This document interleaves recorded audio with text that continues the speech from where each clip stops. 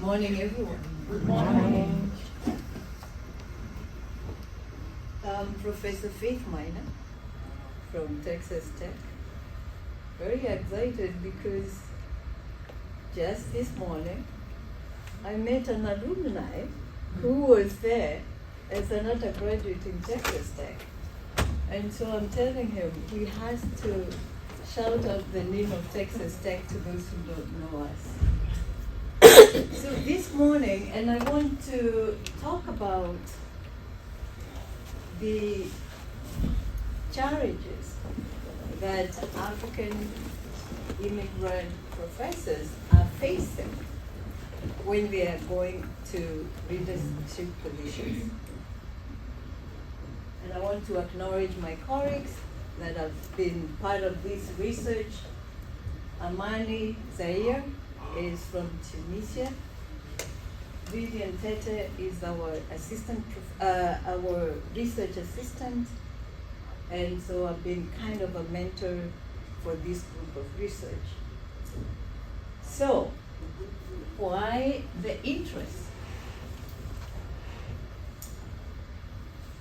A few years ago, a position came up as an associate chair. Now, those who know much about academia, you know how that works. Associate chair is the most basic entry position if you have your trajectory to be in a leadership position in academia. Without an associate chair position, you can be a leader in any other areas, but if you're not a chair in your discipline, then you are not you are not given that trajectory, or the pathway, your pathway is not clear. So recently, this position, But not really to the vaccination itself. So we set ourselves out to look at the vaccine distribution process, not the vaccine itself, but the vaccine distribution process. And our research focused mainly on this area.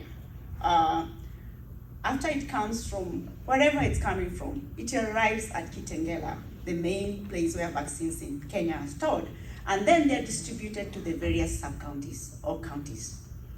That one is very well funded, very well accounted for. But the challenge is Kenya was moving by then, before COVID, to be a mid-level economy.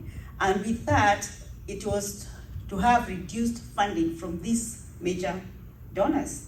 So what happens if you don't have a budget and there is reduced funding? So that's what we set ourselves to research about, what happens in this funding process.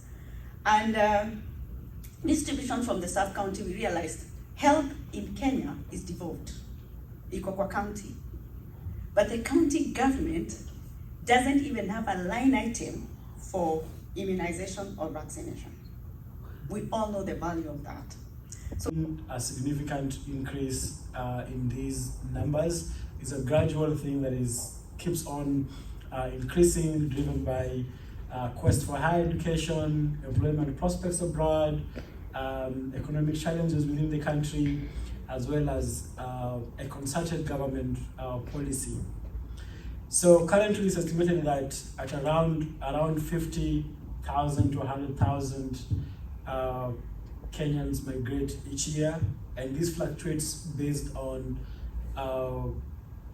global economic conditions, employment prospects abroad, and again, it still goes back to these same aspects that are leading to the increase. And the top destinations, the USA is the most popular, followed by the UK, then the Middle Eastern countries, think of Saudi Arabia, the UAE, Qatar, but also Canada, and a significant part of our people also migrate to African countries like South Africa and Uganda.